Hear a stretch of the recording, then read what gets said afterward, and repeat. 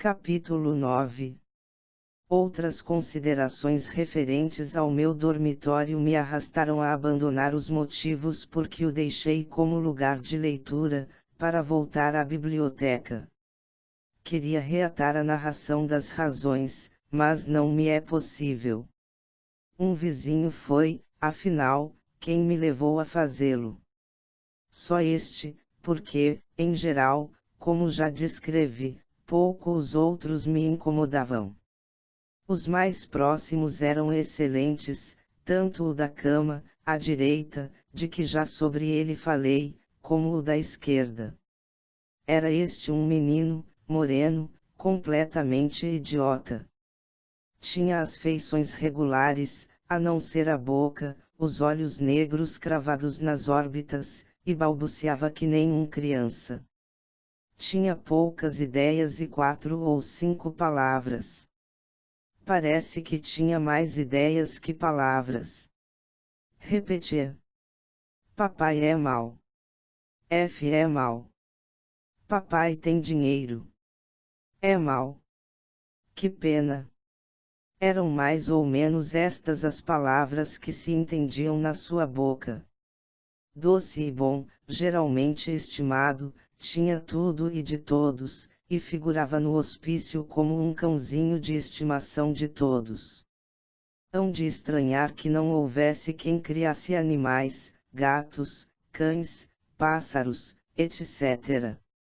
A bem dizer, não havia, mas o Torres, o único pensionista de primeira classe, o tal que matara o rival e era o decano do estabelecimento, no almoço e no jantar, juntava restos de comidas e levava aos gatos ariscos que andavam pelos pátios e jardins.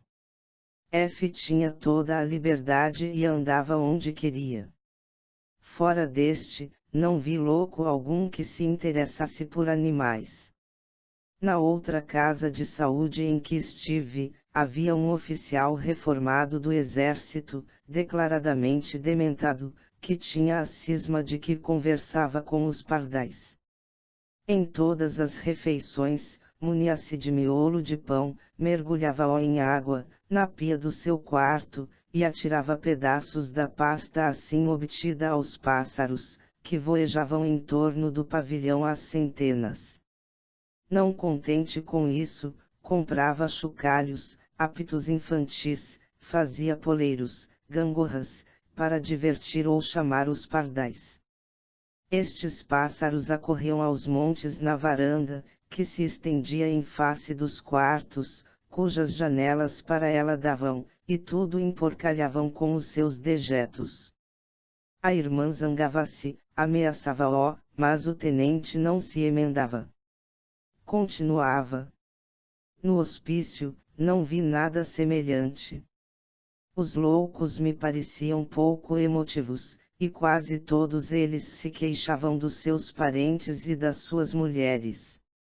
Veu abrangia, na mesma queixa, a mulher, a sogra e os irmãos. O FP descompunha os irmãos e afirmava em alto e bom som que havia de falar mal da família até morrer. Na minha convivência, ou melhor, nas minhas convivências com loucos, 2 ou 3 vi chorar. O tal rapazola da cama, à esquerda da minha, e um outro, na janela do salão de bilhar, quando delirava. Alguém repreendeu-o por isso, mas ele, com propriedade e urbanidade, respondeu: o senhor nada deve observar-me, porque não sabe quais são os meus sofrimentos. Como dizia, porém, eu tive que ir para a biblioteca ler, por causa do meu companheiro de dormitório.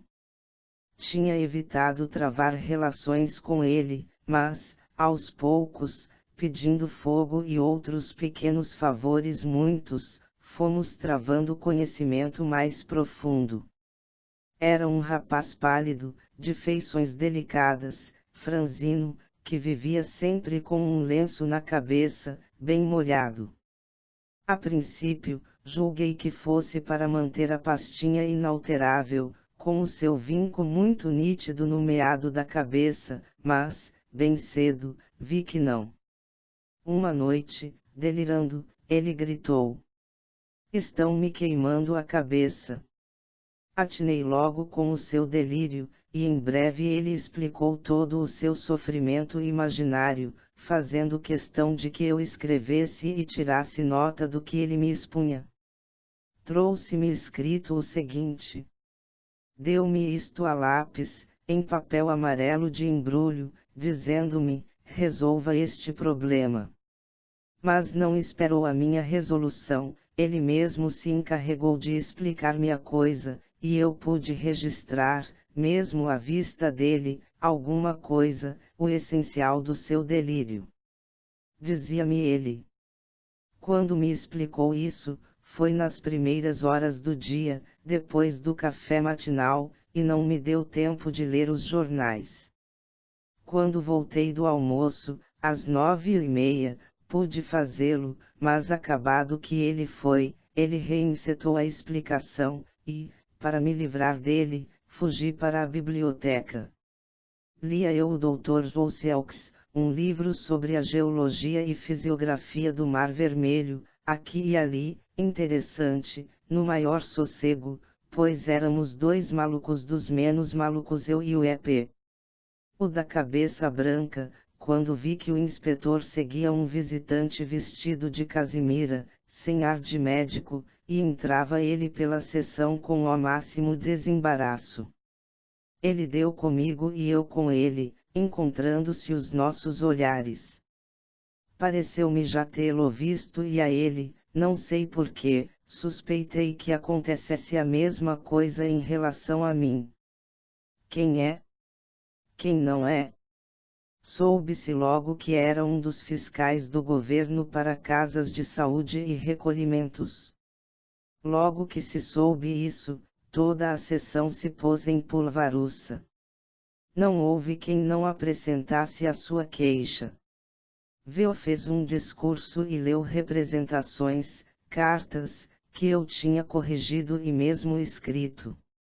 Ficou muito contente, porque o doutor ia tratar de tirá-lo de lá, tanto, isso depois, que ele sempre sabia do que se passava fora do alcance das suas vistas e ouvidos, que o fiscal falara a respeito dele, energicamente, com a alta administração. O meu vizinho do holofote do Monte Ararat não lhe deu a mínima importância. Limitou-se a perguntar, horas depois da saída do tal fiscal: quem é esse doutor Boa-Vida que aí esteve? Mais feliz do que V.O., ele se ria de todas as providências e solicitudes do governo. O fato é que o tal doutor Boa-Vida, como o chamou o de Oliveira, devia ter voltado para a casa, meditando sobre os percalços de visitar casa de loucos. Quando saiu, deu por falta de sua bengala com castão de ouro.